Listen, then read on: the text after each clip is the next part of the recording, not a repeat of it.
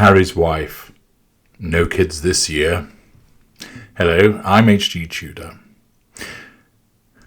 Long-standing listeners of my excellent work will be familiar with the fact that you are aware that there are certain supine publications that are essentially within the pay of the Sussexes. Their job is to pump out PR puff pieces, explaining why Harry's wife is the Empress of all things wonderful, friend to small animals, protector of children, and general empathic goddess placed upon this earth to better the condition of human beings. It's also there to remind us of the fact that she is a fashion icon, and that aberrations such as Kermit Goes to Church, Fridge by Valentino, Tent by Harmony Surplus, Overripe Burst Tomato Lady, One of Our Jowers is Missing, Chairman Mao Visits New York, and The Bouncing Berry of Harlem are simply the fabrications of bitter, cynical individuals who fail to recognise that Harry's wife is indeed a fashion icon.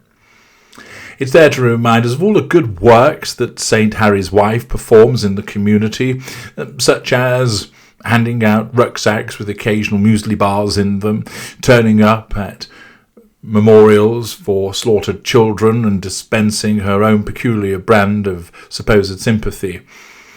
These publications are kept in business by the flow of the PR dollars. And, of course, chief cheerleader of this group is none other than Hello. And as you know, that Hello operates by luring in some poor unfortunate, invariably female, some individual that is walking along a street in London, minding her own business. Thoughts perhaps now upon a Christmas party come the end of the week, enjoying the revelry, perhaps thinking about how they need to ensure that that inbox is cut down, that all of those supposedly urgent matters suddenly taking on the fact that because it's coming to the end of the year, that it would be that the apocalypse is approaching, and that she has to get through them all. And as she wanders along, preoccupied with how she's going to get through that bulging inbox and what is she going to wear for the Christmas party, and answering such fundamental questions such as, why do fools fall in love? There's something flashing in a darkened stairwell, something glistening in an archway, something golden, something enticing. And all thoughts of Christmas parties and slaughtering the inbox suddenly become lost as that individual is lured towards the twinkling, glistening goldenness. And before they know it, the floor has fallen, and they're going down a chute, only to then find themselves surrounded in a strange little office environment by two rubber-masked celebrities. Sometimes it might be Robert De Niro. Sometimes it might be Al Pacino. What do you got? Sometimes it's Ray Winston. Nah, you fucking better type 500 words, you slag. There's a variety of different celebrities that are employed by Hello as enforcers to ensure that the poor unfortunate is then corralled into writing 500 to 750 words of utter nonsense in order to secure their freedom. And of course this time Gemma Strong has fallen prey to this, as she has been given the title Acting Senior Editor Royalty, which must mean that surely she'd be pushed towards 1,000 words. The title of the article is Prince Harry and Harry's Wife's Fans Spot Important Detail Missing from Christmas Card. Well, first of all, points deducted for calling it a Christmas card, because isn't it a holiday season card according to the righteous ways of the Empress of Woke? But the article tells us Prince Harry and Harry's wife delighted fans last week when they finally shut up forever. Oh no, delighted fans last week when they shared their Christmas card for 2022.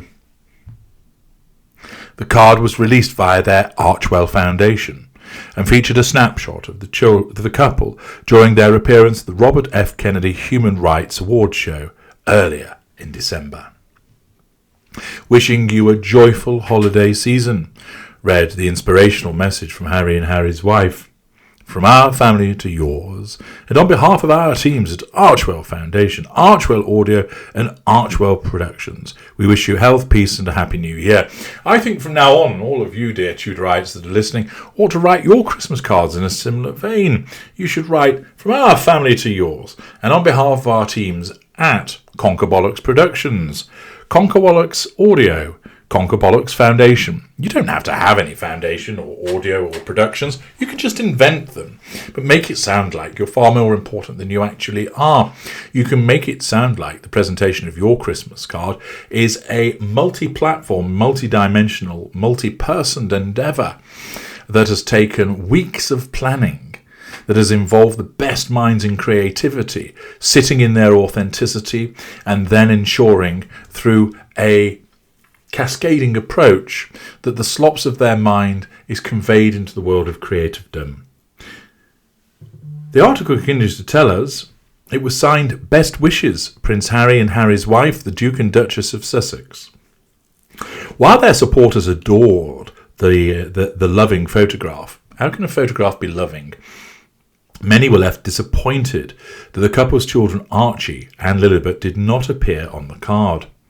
Just last year, Harry and Harry's wife used the opportunity to show the world, triangulation, the first public photo of their daughter, who was born in June 2021. The picture was taken by their wedding photographer, Alexei Lubomirsky, at the couple's home in Montecito, Santa Barbara, California. It showed the Duke holding his son Archie, while the Duchess picked Lilibet up in the air. Notice that we're bringing up the past by referencing the Christmas card from a year ago and triangulating people with that. While the children didn't feature this time around, royal fans did get plenty of never-before-seen footage of Archie, 3 and 18-month-old Lilibet and Harry's wife's new Netflix docuseries. In the first set of episodes, Archie and Lily made a series of adorable appearances in private family videos and photos shared by Harry and Harry's wife, which goes to demonstrate again the narcissist's view of children. Namely, they are simply commodities that are there to be utilised, appliances that can be used by the narcissist for the furtherance of the prime aims. Harry's wife, of course, doesn't see it that way because she doesn't know what she is. But the fact is, she keeps the children hidden all year, pursuant to the Netflix contract, and then basically deems it as appropriate that their lives be intruded upon being part of this boring docu-series. The children have no choice in this. Nobody asked them whether they want to be involved. Indeed, so much for wanting to actually protect the children. It's a load of hogwash, isn't it? What's quite apparent is this supposed protection of the family is nothing more than increasing the value by keeping them under wraps so that when they are shown in the Netflix docuseries, more people will watch. It's a cynical, tasteless exploitation, typical of the behaviour of a narcissist. Returning to the article, one scene showed Harry and Archie sharing a sweet father-son moment as they watched hummingbirds fly around them outside, while Lilibet appeared in footage showing Harry reading her a story on his lap and photos taken in her nursery. Describing his children's physical features, Harry compared Lily to her late grandmother, Princess Diana, Diana, Princess of Wales. She's very Spencer-like, he said, revealing she has the same blue eyes as his mother. Archie, on the other hand, Harry says, takes after Harry's wife. Poor bugger. And there the article ends. So we have another PR puff piece, which is to remind us of the fact that they sent out a lovely Christmas card, thus triangulating viewers with it, and of course bringing up the past by referencing the one that came out last year. Also samey, also contrived, also boring. I'm H.G. Tudor. Thank you for listening.